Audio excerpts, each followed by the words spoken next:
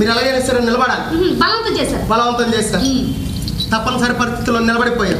నిలబడిపోయి అక్కడ నామినేషన్ పడేసి ఇక్కడ ఊరి మీద పడ్డాను. పడిపోవడం అంటే ఆ పడిపోవడం కాదే, క్యాన్వాసింగ్. సోదర సోదరీమణులారా, సోడపిండి సక్కులారా, అరటిపండు తొక్కలారా, మిరపకాయ ముక్కలారా, చెప్పులు రాళ్ళు వస్తాయి. మరి ఎలా చేయాలి నేను చెప్తాను. చెప్పు చూద్దాం. సోదర సోదరీమణులారా, అక్కలారా, చెల్లులారా, అన్నలారా, తమ్ములారా, ఆ పని దగ్గర రావాలనిపిస్తాం. దేనికి? దానికే దేనికి? నేర్చుకుందాం.